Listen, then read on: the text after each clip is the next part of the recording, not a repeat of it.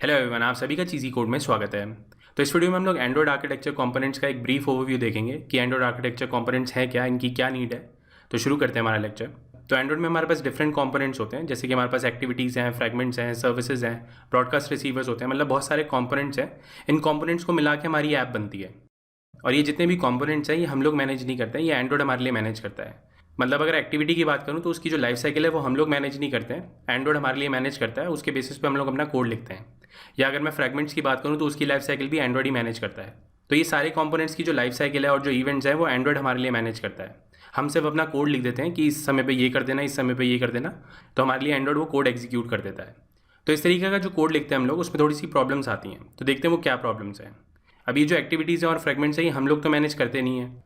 तो ये एंड्रॉयड के ऊपर है कि वो कब शो करेगा, कब हाइड करेगा इन्हें, कब डिस्ट्रॉय कर देगा। मतलब लो मेमोरी की सिचुएशन होगी तो वो आपकी एक्टिविटी को डिस्ट्रॉय भी कर सकता है।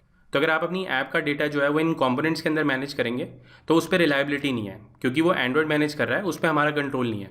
तो हम चाहते हैं कि जो हमारी एप्लीकेशन का डेटा है उस पर हमारा कंट्रोल हो। एंड्रॉयड जो वो अपना काम करे और हमारे डेटा से रिलेटेड जो भी काम है वो हम करें। तो इस प्रॉब्लम को सॉल्व करने के लिए हमारे पास एंड्रॉयड आर्किटेक्चर कंपोनेंट्स हैं। तो कुछ और भी प्रॉब्लम्स हैं, जैसे कि हम अपनी एक्टिविटीज़ के अंदर अपना डेटा फैच कर रहे थे, या हमारा डेटाबेस में स्टोर करने का जो लॉजिक था वो भी हम अपनी एक्टिविटीज़ के अंदर ही कर रहे थे। तो हम इसको अलग करना चाहते हैं। मतलब अपनी एक्टिविटीज़ के अंदर हम लोग कम से कम कोड लिखना चाहते हैं। जो उसका काम है वो सिर्फ वही करे। मतलब एक्टिविटी का काम यूआई दिखाने का है, उसके इंटरेक्शंस को मैनेज करने का है, तो वो सिर्फ वही वाला काम करे जिसके लिए वो बनाई गई है। डेटा वाला काम हम अलग से मैनेज करना चाहते हैं। तो इस प्रॉब्लम को सॉल्व करने के लिए भी हमारे पास आर्किटेक्चर कंपोनेंट्स है। तो एक और कॉमन प्रॉब्लम है जो कि कॉन्फ़िगरेशन चेंज की है। जैसे कि आपका स्क्रीन रोटेशन हो गया, तो स्क्रीन रोटेट करने पे आपका डेटा जो है वो लॉस्ट हो जाता है, क्योंकि आपका ऑन क्रिएट जो है वो दोबारा से कॉल होता है। मतलब आपकी एक्टिविटी का जो ऑन क्रिएट है, जो आपकी एक्टिविटी है वो दोबारा से रिक्रिएट होती है। तो उस चक्कर में जो आपका डेटा होता है, जो आपकी ऐप के अंदर डेटा पड़ा होता है, वो लॉस्ट हो जाता है। तो अगर हम उस डेटा को अलग से मैनेज कर लें तो जो हमारी एक्टिविटी वो जैसे काम कर रही थी वो वैसे ही काम करती रहेगी और हमारा डेटा बचा रहेगा। तो इस तरीके की ये प्रॉब्लम्स थी जिसको सॉल्व करने के लिए एंड्रॉयड आर्किटेक्चर कंपोनेंट्स बनाए गए हैं। तो अब बात आती है कि इन आर्किटेक्चर कंपोनेंट्स से पहले कैसे सॉल्व हो रही थी ये प्रॉब्लम। मतलब एंड्रॉयड तो बहुत सालों से है, तो उससे पहले भी तो लोग सॉल्व कर रहे होंगे प्रॉब्लम्स को। तो इसके लिए हमारे पास डिफरेंट आर्किटेक्चर्स थे, जैसे कि हमारे पास MVC था, MVP था। MVVM जो है वो इन आर्किटेक्चर कंपोनेंट्स की मदद से थोड़ा ईजी हो गया है, बट लोग इंप्लीमेंट करे तो इन पैटर्न्स को, जिससे आपका जो डेटा है वो मैनेज रहे, जो आपकी ऐप स्टेट है वो मैनेज रहे। तो इन आर्किटेक्चर कंपोनेंट से बेसिकली हम लोग क्या चाहते हैं, हम लोग चाहते हैं कि सेपरेशन ऑफ कंसर्न्स हो। जो चीज़ जिस चीज़ के लिए बनाई गई है वो सिर्फ वही काम करे। अगर आपकी एक्टिविटी है तो वो सिर्फ व्यू रेंडर करने के लिए, तो वो सिर्फ व्यू वाला काम करे, डेटा वाला काम कोई और करेगा। सिमिलरली हम चाहते हैं कि डेटा ड्रिवन एप्लीकेशंस हो। तो इसका क्या मतलब है, तो डेटा ड्रिवन से मतलब ये है कि जो हमारा डेटा है वो अल्टीमेट सोर्स ऑफ ट्रुथ होगा, उसके बेसिस पे हमारी UI रेंडर होगी, वही हमारा गवर्न करेगी पूरी एप्लीकेशन की स्टेट। अगर मेरा डेटा अभी X दिखा रहा है तो मेरी UI पे भी X दिखेगा, अगर मेरा डेटा Y दिखा रहा है तो मेरी UI पे भी Y दिखेगा। अगर यूज़र कुछ इंटरेक्शन करता है तो वो हमारे डेटा को चेंज करेगा। वो जो डेटा चेंज होगा तो उसके बेसिस पे हम कुछ एक्शंस परफॉर्म करेंगे।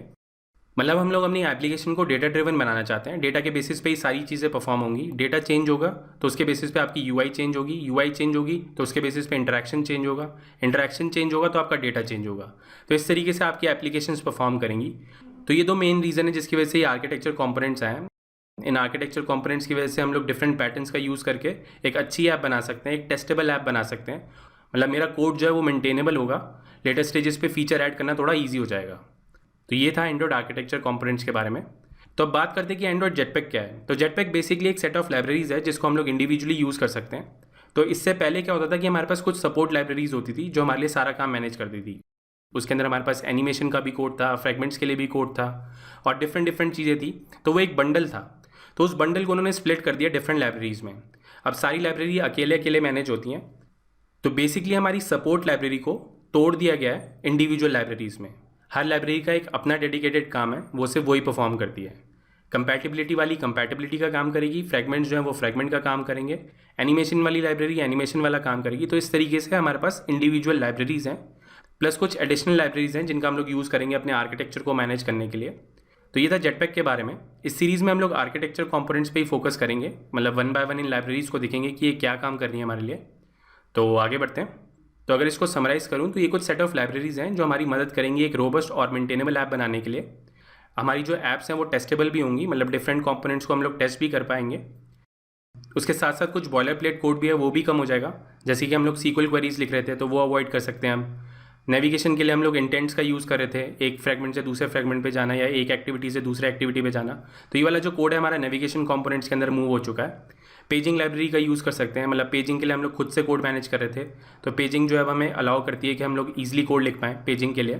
तो इस तरीके से हम लोग हाई क्वालिटी ऐप्स बना सकते हैं इन लाइब्रेरीज़ का यूज़ करके।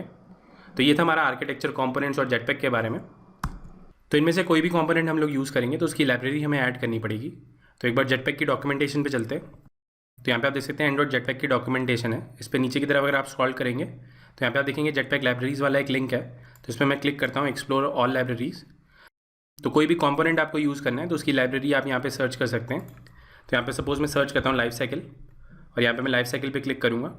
तो यहाँ पे आप देख सकते हैं ये वाला वर्जन इसका करंट वर्जन है, जो कि स्टेबल वर्जन है, इसका हम लोग यूज़ करेंगे। तो इस तरीके से हम लोग डिफरेंट लाइब्रेरीज़ का यूज़ करेंगे। तो आखिरी में एक फ़न फैक्ट, तो ये जेटपैक जो है वो बेसिकली एक बूस्टर है आपकी एंड्रॉइड ऐप्स के लिए।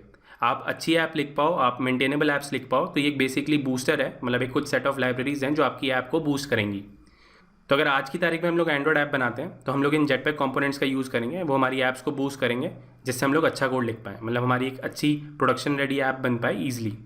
तो आज के लिए इतना ही। अगर आपको ये वीडियो अच्छा लगा तो प्लीज़ लाइक करें, अगर अभी तक आपने हमें सब्सक्राइब नहीं किया तो प्लीज़ सब्सक्राइब करें, और हो सके तो इन वीडियोज़ को शेयर भी कीजिए जिससे और लोगों तक पहुँच पाएँ। So thank you for watching. आपका दिन शुभ हो। धन्यवाद। ये लैंग्वेज भी सीख लो, वो लैंग्वेज भी सीख लो, जीवन एक रेस है, ऊपर चढ़ना सीख लो, हो जाए जब सब कुछ खुद खुद बनना सीख लो, उठा के बस्ता नाप के रास्ता हर कोई चला है आईटी में, आईटी में, आईटी